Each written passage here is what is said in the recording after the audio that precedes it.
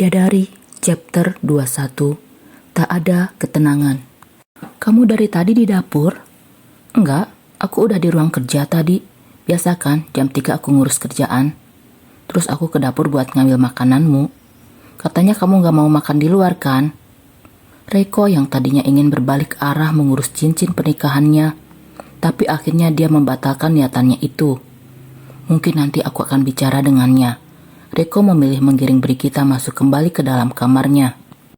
Wanita itu sepertinya baru bangun dan mencari Reiko, tapi karena tidak ada di dalam kamar, wajahnya sudah terlihat kesal.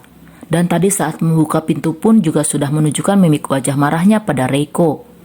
Karena tak ingin membuat masalah baru, akhirnya Reiko memilih menemaninya sarapan sebentar. Sandwich? Kamu tahu makanan ini dibuat dengan menggunakan tangan kan sayang? Dan aku tidak tahu tangannya bersih atau kotor. Sinis Brigita yang sudah menatap penuh curiga pada Reiko. Lalu apa aku harus memakan makanan yang menjijikan itu? Dia tahu protokol kesehatan untuk mengolah makanan sepertinya, karena dia suka nonton MasterChef, Bi. Bahkan kamu tahu dia suka acara itu. How dare you? Hey, Bi, come on. You bring up the storm every time we are on this conversation. I have no single reason to think positive of her since the first place. Everything connecting to her all just messed up my mind. Then why you throw all the storm on me? Seems like I'm her maniac fans that support her to dragging you into the hell. Sungguh Reiko tak habis pikir. Semalaman dia sudah menjelaskan segalanya kepada Brigita. Tapi sampai saat ini dia juga tidak menemukan sedikit pun ketenangan. We're on the same boat, B. We're not villains. Kekasihnya selalu tak mempercayainya. Selalu saja ada ketegangan dan kecurigaan. Dan ini baru semalam sejak pernikahan itu. Bayangkan bagaimana hubungan kita nanti kalau setiap hari kita terus saja ribut masalah ini, B. Bukankah ini malah akan menghancurkan hubungan kita berdua? Dan dia akan tertawa melihat kehancuran kita? Yang dikatakan Reiko benar.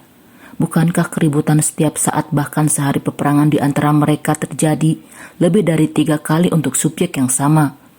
Lama-lama ini akan membuat hubungan mereka renggang dan permasalahan semakin menumpuk dalam kubu mereka sendiri dan akan menghancurkan mereka. Kamu membentakku, Reiko? I didn't mean that. I just want you listen and understand me, B.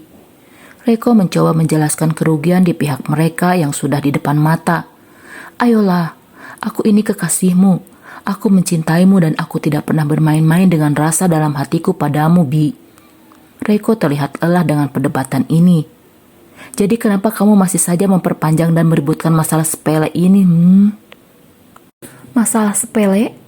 Dia yang sudah membuatku seakan-akan aku ini wanita murahan dan perempuan ketiga di antara rumah tangga kalian, Reiko.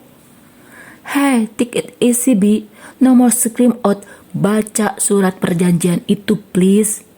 Reiko lagi-lagi menunjuk pada satu laptopnya yang memang ada di dalam kamar tidurnya. Dan tadi malam juga memang ditunjukkan olehnya pada Brigita. Status kami tidak lebih dari majikan dan pembantu kasarnya. Tidak lebih dari kerjasama bisnis profesionalnya. Tidak ada yang namanya aku dengan dia punya ikatan selain semua hanya sebuah kepura-puraan kenyataannya. Reiko tak biasanya meninggikan suaranya. Tapi saat ini memang dia sedang dalam tegangan tinggi juga. Ayolah, Bi. Aku hari ini ada pertemuan dengan Aurora Court. Dan ini adalah langkah bisnisku yang cukup besar, Bi. I am totally out from my comfort zone. Reiko menekankan ucapannya. Dan memegang kedua lengan Brigita sambil berbisik penuh harap. Tolong, bantu aku. Kuatkan aku. Dukung aku, Bi. Jangan sampai masalah ini membuat konsentrasiku buyar. Dan aku harus mengulang lagi semua perjuanganku dari awal, my queen. Mendengar kata Aurora Corporation, barulah Brigita bisa menekan semua emosinya kembali. Aku tidak bisa berpikir jernih kalau sudah mengingat tentangnya. Dan ini malah membuatku semakin murka. Aku cemburu berat padanya, Reiko.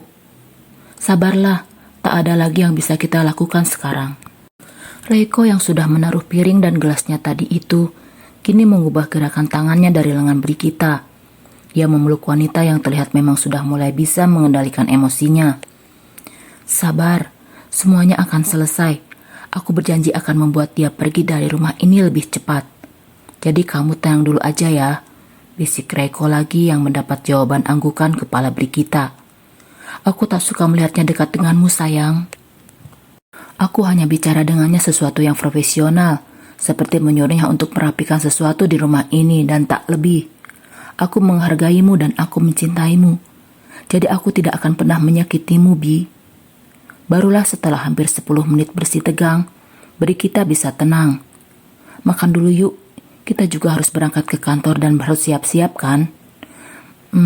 Aku juga ada beberapa rapat penting pagi ini. Akhirnya suasana adem ayem lagi setelah tegang urat saraf. Brigita memakan makanannya setelah diyakinkan oleh Reiko kalau makanan itu memang benar-benar bersih. Setelah itu mereka yang memang harus buru-buru bekerja segera bersiap. Kali ini mereka tidak mandi berdua berlama-lama seperti kemarin sore. Mereka hanya ada di bawah shower untuk waktu kurang dari 10 menit. Sebelum masing-masing mengambil pakaian di wardrobe. Pakaian Brigita memang sudah ada di dalam walk-in closet Reiko. Wanita itu memang sering menginap di sana, jadi hampir semua jenis pakaiannya juga ada. Kamu masih lama make up-nya, Bi? Reiko yang sudah rapi sedikit gusar sambil melihat jam tangannya, karena wanita yang ditunggunya masih sibuk di depan cermin. Sudah kok, Brigita berdiri. Dia menghampiri Reiko dan melingkarkan tangannya di lengan kekar pria itu. Mereka berjalan berdua seperti sepasang suami istri yang cukup mesra, menuruni tangga, dan keduanya terlihat sama-sama orang yang memiliki karir mapan, keluarga harmonis, dan kehidupan di puncak hierarki piramida kehidupan, like a tycoon couple. Wanitanya begitu cantik dengan tubuh berbodi memikat, make up elegan dibalut dengan pakaian dan perhiasan yang tidak berlebihan, pas sekali menunjukkan kecantikan paripurna, dengan tata rambut yang bisa membuat banyak wanita iri. Sedangkan prianya terlihat gagah dengan balutan jas, yang tentu saja bahannya bukan bahan murahan. Sepatu branded terlihat pas menutupi kakinya, jam tangan Patek Philippe tak bisa menutupi status bangsawannya. Apalagi kalau berdiri di dekat mereka. Aroma parfumnya sudah pasti membuat yang mengendusnya betah di dekat keduanya. Setiap orang yang memperhatikan keduanya, pasti tahu kalau mereka bukan orang sembarangan. Jadi bagaimana Reiko bisa tertarik dengan seorang Aida Taskia, gadis kampung yang penampilannya ala kadarnya, pakai kerudung dari bahan biasa di pasaran, tidak pakai parfum branded, bahkan tak memiliki kebanggaan sebagai wanita kalau seseorang di sisinya sesempurna Brigita. Ini ada di pikiran Brigita yang membuatnya tersenyum, dan senyum itu makin lebar ketika dia melihat dapur, membuat bibir wanita itu tak tahan untuk merespon. Terima kasih untuk pengertianmu yang sudah memberitahukan wanita itu supaya tidak menampakkan dirinya di hadapanku. Aku tak suka melihatnya ada di tempat ini. Sebaiknya dia tak perlu menunjukkan dirinya lagi, sayang. Sebetulnya sih Reiko belum mengatakan apapun, tapi dia tidak menyangkal ucapan Brigita. Lagi pula dia juga sekarang sedang buru-buru dengan pekerjaannya. Karena itulah dia membiarkan Brigita dengan pemikirannya di saat yang bersamaan. Aku perlu mengantar ke kantormu tidak, Bi? Setelah keluar dari apartemennya, malahan pertanyaan itu yang diberikan oleh Reiko. Dia sedang fokus ke pekerjaannya, jadi tak ada niat membicarakan masalah perasaan. Aku bawa mobilku sendiri kok, sayang. Kamu tidak perlu mengantarku. Nanti pulangnya saja kalau mau menjemput. Kamu bermalam di sini lagi nanti malam? Kamu pikir aku akan membiarkan kekasihku bersama dengan wanita lain dalam satu atap, sayang?